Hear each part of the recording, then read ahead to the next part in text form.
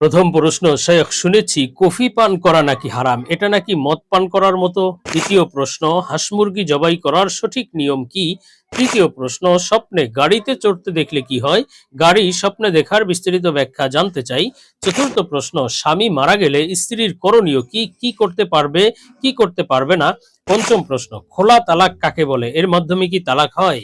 আসসালামু আলাইকুম ওয়া রাহমাতুল্লাহি ওয়া বারাকাতুহু। আলহামদুলিল্লাহি ওয়াহদা ওয়াসসালাতু ওয়াসসালামু আলা মান লা নাবিয়্যা বাদা। প্রিয় দর্শক, অত্যন্ত গুরুত্বপূর্ণ অনেক প্রশ্ন আমরা আপনাদের কাছ থেকে পেয়েছি। আজকের এই ভিডিওতে তোর মধ্য থেকে উল্লেখিত নির্বাচিত গুরুত্বপূর্ণ 5টি প্রশ্নের জবাব নিয়ে বিস্তারিত আলোচনা করবে ইনশাআল্লাহ। সুতরাং মনোযোগ সহকারে ভিডিওটি শেষ পর্যন্ত দেখবেন। আর আপনার কোনো প্রশ্ন থাকলে অবশ্যই কমেন্টে লিখে যাবেন, আমরা পরবর্তী ভিডিওতে জবাব দেওয়ার চেষ্টা করব ইনশাআল্লাহ। তো প্রিয় দর্শক, আমরা সরাসরি প্রশ্নের জবাবে চলে যাই। একটি প্রশ্ন ছিল, খোলা তালাক কাকে বলে, এর মাধ্যমে কি তালাক হয়। দেখুন, খোলা তালাকের মাধ্যমে অবশ্যই তালাক হয়, এজন্যই তো এটার নাম খোলা তালাক। এখন খোলা তালাক কাকে বলে, দেখুন, জীবনে স্বামী স্ত্রীর জীবনে কখনো এমন একটা পর্যায়ে আসে যখন স্ত্রী হয়তো তালাক চায় কিন্তু স্বামী তালাক দিতে চায় না, স্ত্রী তালাক নিতে চায়। এই ক্ষেত্রে বিভিন্ন পদ্ধতি আছে, মোটামুটি 3টি পদ্ধতি আছে স্ত্রী তালাক নেওয়ার। স্বামী দিবে না কিন্তু স্ত্রী নিবে। তো সেই তালাকের প্রথম পদ্ধতি আছে যে, আপনার স্বামী যদি জীবনের কখনো স্ত্রীকে তালাকের অধিকার দিয়ে থাকে যে তুমি নিজের উপর নিজে তালাক গ্রহণ করে নিতে পারবা, এই অধিকার প্রয়োগ করে স্ত্রী নিজের উপর নিজে তালাক গ্রহণ করে নিতে পারে। সেক্ষেত্রে কাবিন নামার যে 18 নং অনুচ্ছেদে যেই ধারাটা আছে, ওখানে অনুমতি দেওয়া থাকে যে স্বামী স্ত্রীকে তালাকের অনুমতি দিয়েছে কিনা। তো অনুমতি দেওয়া থাকলে তাহলে কিন্তু এই অধিকার প্রাপ্ত হবে এবং এই অধিকার বলে পরবর্তীতে স্ত্রী ডিভোর্স নিয়ে নিতে পারে।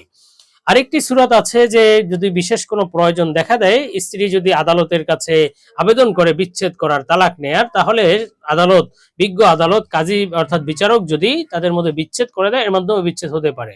যেমন স্বামী যদি অক্ষম হয় শারীরিকভাবে, অথবা যে কোনো কারণে যদি স্ত্রীর এই আবেদন করে আর বিজ্ঞ আদালত যদি এটাকে উপযুক্ত মনে করে, তাহলে এটা করতে পারে, এর মাধ্যমে বিচ্ছেদ হয়। আরেকটি সূরত আছে, সেটি হলো এই খোলা তালাক, অর্থাৎ স্বামী তালাক দিতে চায় না কিন্তু স্ত্রী তালাক নিতে চায়। সেক্ষেত্রে খোলা তালাকের সূরত হলো, স্ত্রী তাকে অর্থের বিনিময়ে তালাক নেবে, অর্থাৎ স্বামীকে বলবে আমি তোমাকে এই টাকা দিচ্ছি, এই অর্থ দিচ্ছি, বিনিময়ে তুমি আমাকে তালাক দিয়ে দাও। এটা যদি স্বামী গ্রহণ করে না, এই চুক্তি যদি করে না, তাহলে এর মাধ্যমে বিচ্ছেদ হবে, খোলা তালাক হবে বা তালাক হবে।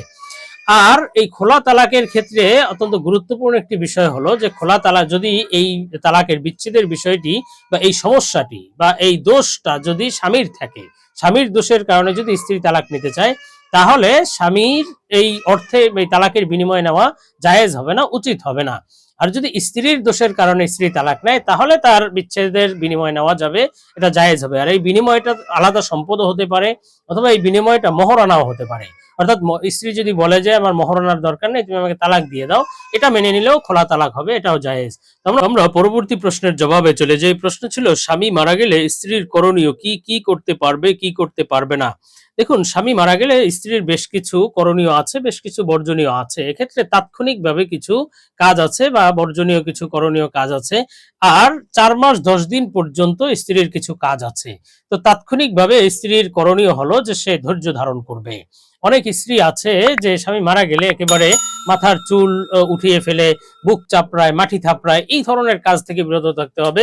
অথচ জোরে জোরে চিল্লাপাল্লা করা, কান্নাকাটি করা, বিলাপ করা, এটা রাসূল সাল্লাল্লাহু আলাইহি ওয়াসাল্লাম নিষেধ করেছেন। যে কোনো মৃত ব্যক্তির জন্যই এভাবে বিলাপ করা জায়েজ নেই। এতে এমনকি হাদিসে আছে মৃত ব্যক্তি পর্যন্ত কষ্ট পায়। এজন্য এই কাজ থেকে বিরত থাকতে হবে। এবং স্বামী মারা গেলে দেখা যায় স্ত্রী পরপুরুষের সামনে যায়, অনেক পুরুষ দেখতে আসে, সেখানে স্ত্রীও থাকে, বেপরদার গুনাহ হয়।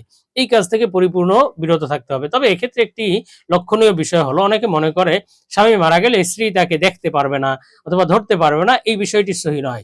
স্বামী মারা গেলে স্ত্রী দেখতেও পারবে, প্রয়োজন সাপেক্ষে গোসল পর্যন্ত দিতে পারবে, এটা জায়েজ আছে। আর 4 মাস 10 দিন পর্যন্ত কিছু কাজ আছে, সেটি হলো শোক পালন করতে হবে। স্বামী মারা গেলে স্ত্রীর জন্য 4 মাস 10 দিন পর্যন্ত শোক পালন করতে হয়।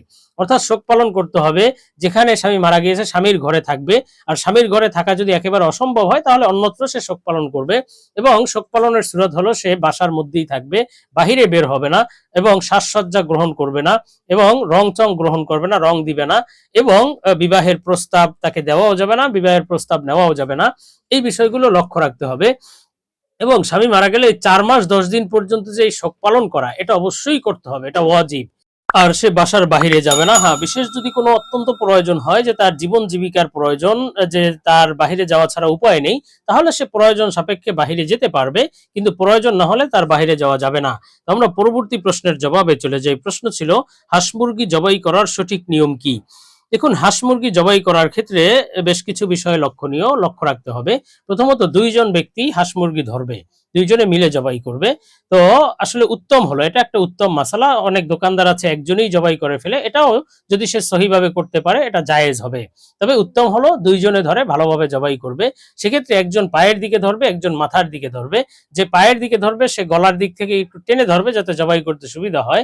আর যে মাথার দিকে ধরবে তার হাতে ছুরি থাকবে, সে জবাই করবে। জবাইয়ের ক্ষেত্রে যে ব্যক্তি জবাই করবে যার হাতে ছুরি থাকবে সে দক্ষিণ দিকে থাকবে, আর যে পায়ের দিকে থাকবে সে উত্তর দিকে থাকবে, এবং প্রাণীর মুখটা পশ্চিম দিকে ঘুরিয়ে রাখবে। এবং জবাইয়ের সময় বিসমিল্লাহি আল্লাহু আকবার বলতে হবে। ইচ্ছাকৃতভাবে যদি বিসমিল্লাহ ছেড়ে দেয় তাহলে ওই প্রাণী খাওয়া হারাম হয়ে যাবে, আর যদি ভুলে ছেড়ে দেয় তাহলে খাওয়া হালাল থাকবে। আর জবাইয়ের ক্ষেত্রে আরেকটি বিষয়, হাঁস মুরগি জবাইয়ের ক্ষেত্রে অনেকে আছে পুরো মাথা আলাদা করে দেয়, এটা করা যাবে না। এমনকি ওই যে শক্ত হাড্ডি পর্যন্ত ছুরি নেওয়া যাবে না। 4টা রক কাটা এটাই যথেষ্ট। শ্বাসনালী, ঘাসনালী, খাদ্যনালী এবং 2টা শাহরগ তথা 2টা রক্তনালী, এই 4টা রক কাটলেই আপনার জবাইয়ের কাজ শেষ। অন্য কোনো অতিরিক্ত কাজ করা মাকরুহ, কেননা এতে প্রাণীকে অতিরিক্ত কষ্ট দেওয়া হয়। এই কাজ থেকে বিরত থাকতে হবে। তো আমরা পরবর্তী প্রশ্নের জবাবে চলে যাই। প্রশ্ন ছিল স্বপ্নে গাড়িতে চড়তে দেখলে কি হয়? গাড়ি স্বপ্ন দেখার বিস্তারিত ব্যাখ্যা জানতে চাই। দেখুন, স্বপ্নে গাড়ি দেখা বা গাড়িতে চড়তে দেখা অত্যন্ত গুরুত্বপূর্ণ একটি স্বপ্ন।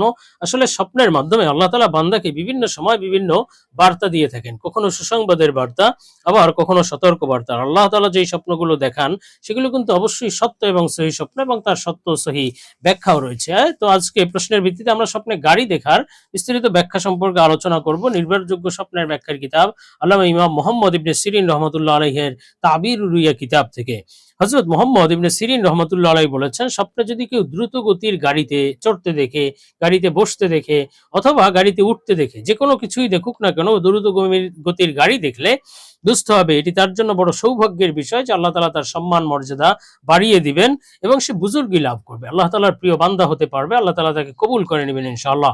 আর স্বপ্নে যদি কেউ দেখে যে সে খুব ধীর গতির গাড়িতে উঠেছে, অথবা গাড়ি চলছে না, অথবা গাড়িতে ইঞ্জিন নেই, ইঞ্জিন ছাড়া গাড়ি, অথবা গরুর গাড়িতে চড়েছে কিন্তু গরু নেই, এই ধরনের স্বপ্ন দেখলে বুঝতে হবে এটি তার জন্য সতর্কবার্তা। জীবনে দুঃখ কষ্ট আসবে, এমনকি সে অসুস্থ হয়ে যেতে পারে, এটি তার রোগাক্রান্ত হওয়ার আলামত, সতর্কবার্তা।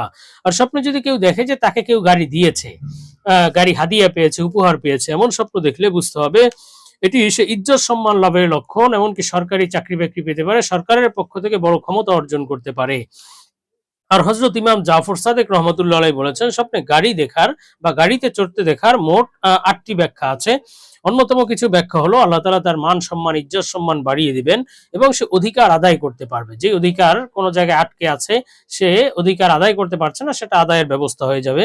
এবং আল্লাহ তাআলা তাকে শান্তি, সুখ শান্তি দান করবেন, হাসি খুশি ভাবে জীবন যাপন করতে পারবে, এবং আল্লাহ তাআলা তাকে সমৃদ্ধি দান করবেন, আয় উন্নতি বাড়িয়ে দিবেন এবং তার সকল কাজ সহজ করে দিবেন ইনশাআল্লাহ, সৌভাগ্যের বিষয়। তো আমরা পরবর্তী প্রশ্নের জবাবে চলে যাই। প্রশ্ন ছিল, শেখ শুনেছি কফি পান করা নাকি হারাম, এটা নাকি মদ পান করার মতো। দেখুন, অনেকে বলে থাকে যে কফি পান করা যাবে না, এটা মদ পান করার মতো হারাম, কেননা কফিতেও নেশা আছে। আবার অনেকে বলে যে কফি এটা ঘোড়ার লেদা থেকে তৈরি। আসলে আমরা যতটুকু জানতে পেরেছি, তাহকিক করেছি, কফি এক প্রকার বীজ থেকে তৈরি, এবং সেই বীজ যেমন কাঁচা খাওয়া যায়, সেই বীজ আপনার কফি বানিয়েও পান করা যায়, এতে কোনো সমস্যা নেই, গুনাহ নেই। যারা বলে যে ঘোড়ার লেদা থেকে, এগুলো আসলে সহি কথা নয়। আর যারা বলে এটা মাদকতা তৈরি করে বা নেশা তৈরি করে, তাদের কথাও সহি নয়। মূলত কফি পান করলে এক প্রকার শরীরে সতেজতা আসে বা এক প্রকার উদ্যমতা আসে, এটাকে নেশার সাথে তুলনা করা যায় না। নেশা তো হলো যার আকল বিলুপ্ত হয়ে যায় বা আকল বিকৃত হয়ে যায়, তার আকল সলব হয়ে যায়। কফির ক্ষেত্রে এমন হয় না, কিছুটা উত্তেজতা আসে, এটার কারণে কফি হারাম নয়, কফি পান করা জায়েজ।